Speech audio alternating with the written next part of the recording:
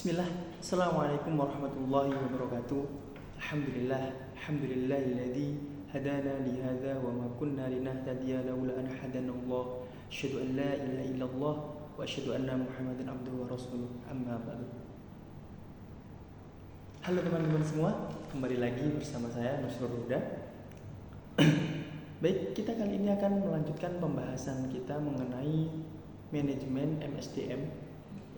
Kalau pekan lalu kita sudah membahas perekrutan karyawan, sekarang sudah menjadi karyawan nih, gitu. Setelah menjadi karyawan, tidak berhenti di situ saja, gitu.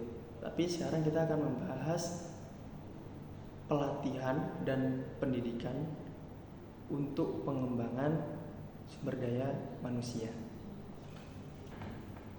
SDM yang berkualitas.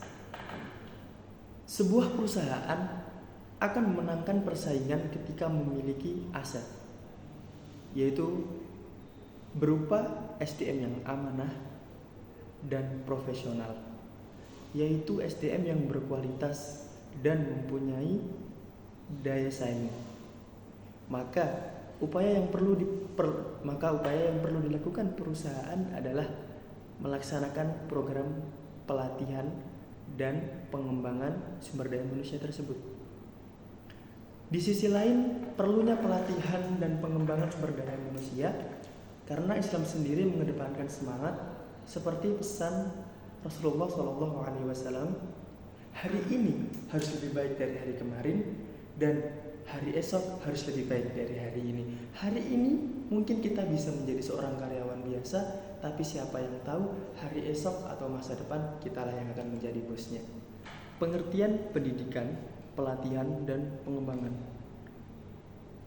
Pendidikan dan pelatihan menyangkut proses belajar untuk memperoleh dan meningkatkan keterampilan di luar sistem pendidikan yang berlaku dalam waktu yang relatif singkat dengan metode yang lebih mengutamakan praktik ketimbang teori.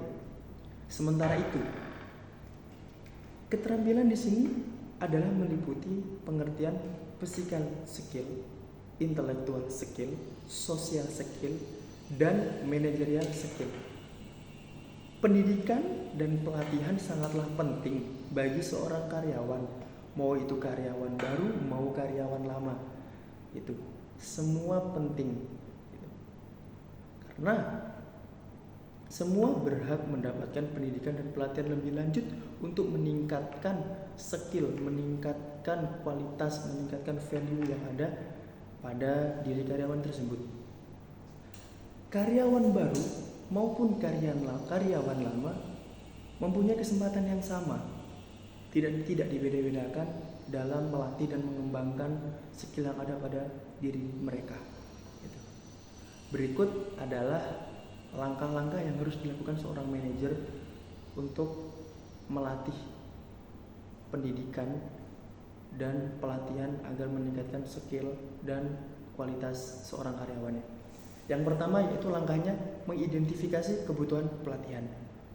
Lakukanlah evaluasi kebutuhan pelatihan untuk menentukan keterampilan dan pengetahuan apa yang diperlukan oleh karyawan. Itu. Semisal karyawan A perlunya ini, karyawan B perlunya ini. Tidak mungkin kita samaratakan. Kita harus mengidentifikasi mau mereka itu di mana. Mereka mau meningkatkan skillnya itu bagian mana, gitu. Apakah mau semua? Apakah hanya ini saja, gitu. Karena kata kuncinya di awal tadi, sumber daya yang berkualitas itu adalah merupakan aset, dan daripada kita mencari, lebih baik kita menciptakan aset tersebut. Ya, tuh. Terus selanjutnya yaitu identifikasi area di mana karyawan dapat meningkatkan kinerja mereka. Selanjutnya kita mengidentifikasi area-area mana saja karyawan kita dapat meningkatkan kinerja mereka. Gitu. Apakah di area A, apakah di area B? Gitu. Kita harus tahu karyawan kita ini dapat meningkatkan kerja ini dari segi mana, gitu, dari posisi apa, gitu.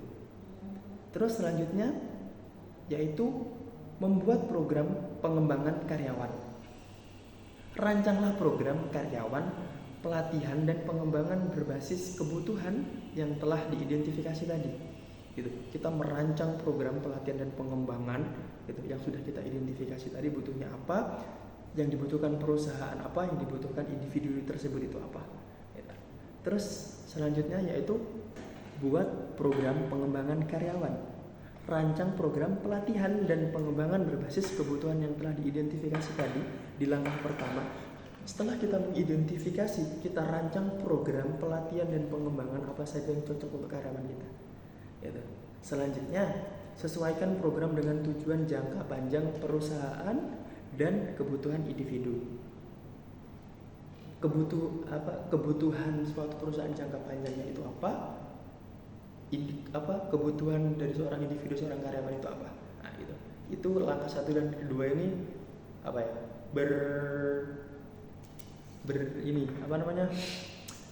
berkesinambungan gitu.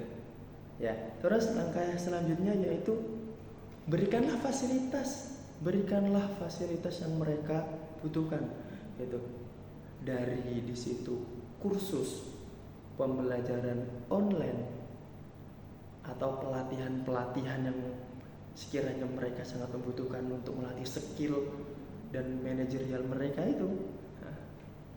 Dan berikanlah juga mereka akses yaitu buku, jurnal, dan platform pengembangan pembelajaran online lainnya. Gitu. Selanjutnya ini adalah mengimplementasikan pelatihan on the job. Maksudnya apa? Maksudnya adalah berikanlah pelatihan on the job untuk memungkinkan karyawan belajar sambil bekerja. Tentu seorang karyawan mempunyai tanggung jawab, mempunyai amanah dalam suatu perusahaan. Jadi tidak mungkin hanya kita sekolahkan, hanya kita kasih latihan saja, nggak mungkin gitu. Tapi dia harus bisa membagi, memanage mana waktu dia untuk bekerja, mana waktu untuk dia mengembangkan skill. Selanjutnya, libatkanlah karyawan-karyawan tersebut dalam proyek-proyek yang memungkinkan untuk bisa mengembangkan keterampilan yang telah mereka pelajari. Gitu. Ibaratnya, semisal kita kasih proyek A, gitu, kita libatkan karyawan tersebut. Kita lihat bagaimana sisi manajerialnya, bagaimana sisi kepemimpinannya. Apakah meningkat atau masih sama aja? Nah, kalau sama aja, di situ ada evaluasi, gitu.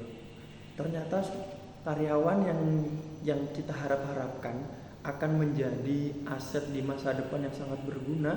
Ternyata setelah kita beri pendidikan, kita fasilitasi dengan buku-buku, kita fasilitasi dengan semua itu dari perusahaan, ternyata gak sesuai keinginan kita gitu, gak sesuai dengan harapan perusahaan. Nah, evaluasi teratur gitu untuk mengetahui sejauh mana peningkatan karyawan-karyawan yang telah kita latih tadi gitu. Terus selanjutnya yaitu buatlah rencana penggantian. Identifikasilah karyawan yang memiliki potensi sebagai pemimpin atau penerus.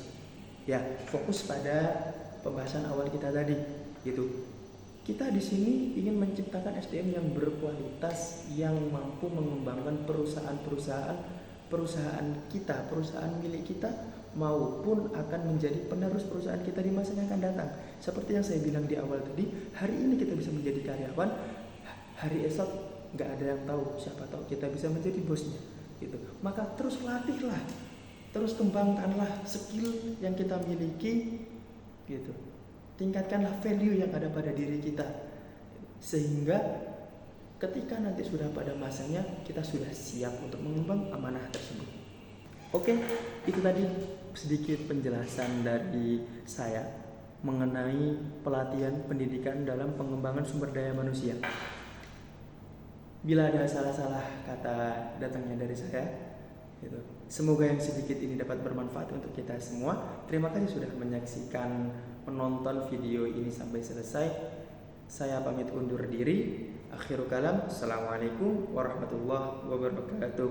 See you on video selanjutnya. Bye bye.